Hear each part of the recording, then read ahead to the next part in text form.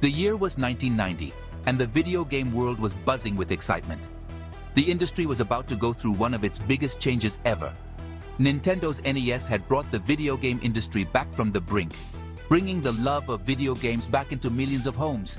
Gamers who had grown up with pixels were hungry for something new. They wanted more immersive gaming experiences and better graphics, and Nintendo was ready to satisfy them with something amazing. On November 21, 1990 in Japan, the Super Famicom was born, a console that promised to change everything.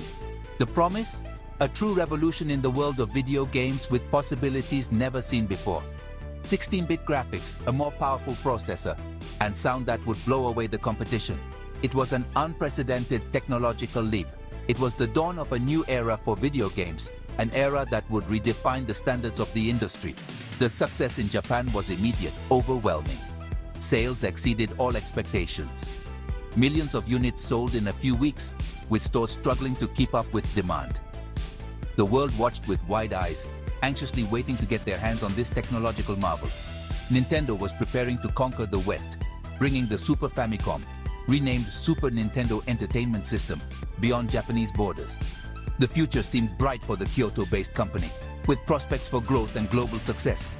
The Super Famicom was destined to leave its mark, becoming one of the most beloved and influential consoles of all time. The Super Nintendo Entertainment System, SNES for short, landed in North America on August 23, 1991. This event marked the beginning of a new era in the world of video games. The design was different from its Japanese counterpart, the Super Famicom.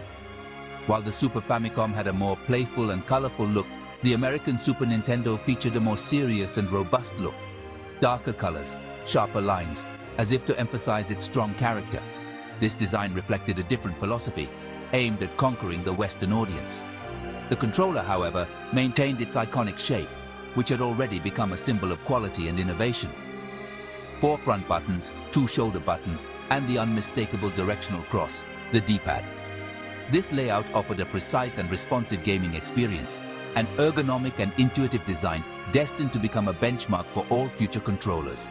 Its ease of use was unmatched.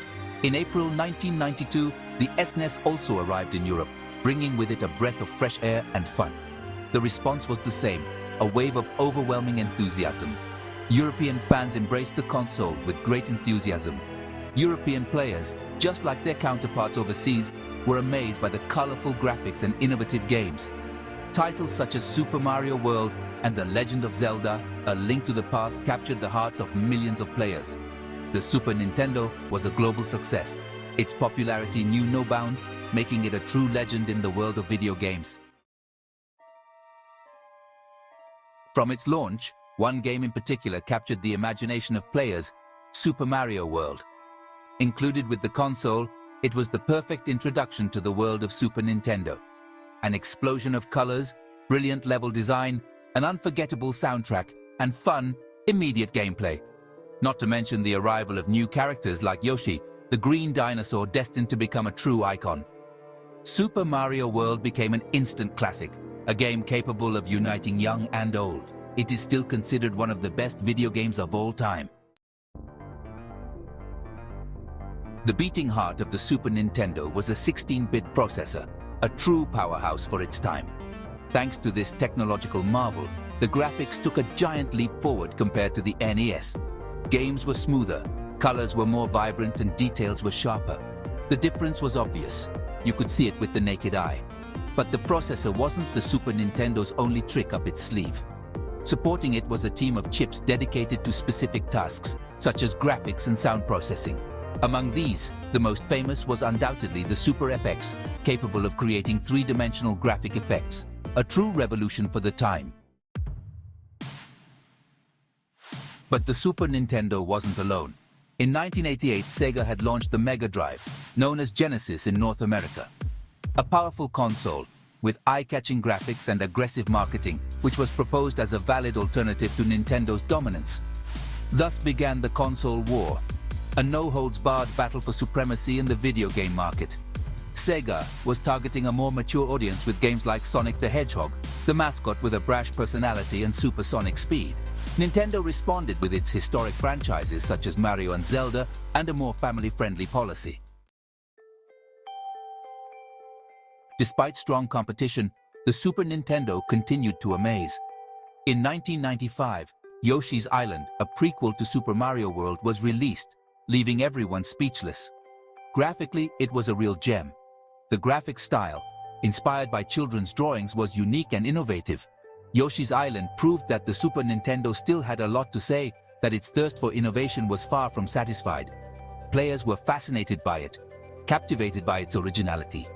The game won numerous awards and is still considered a masterpiece today.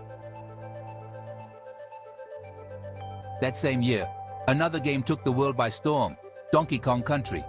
Developed by Rare, Donkey Kong Country used a revolutionary graphics technique. The characters and backgrounds were made with pre-rendered 3D models.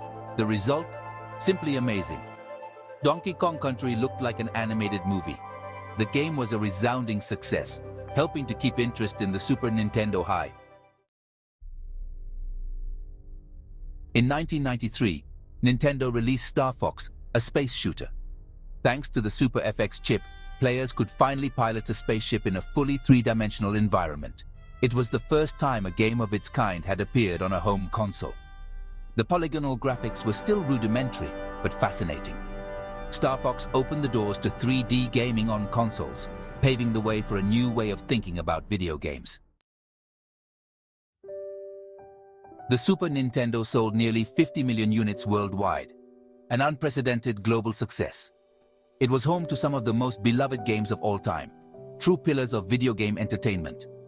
It marked a golden age for video games, an era of unbridled creativity and technological innovation. The legacy of the Super Nintendo is immense. Many of its games are still played and enjoyed today, and its influence can be seen in many modern consoles. The Super Nintendo showed the whole world that video games could be much more than just toys. They could be interactive works of art, capable of exciting, entertaining, and making you think.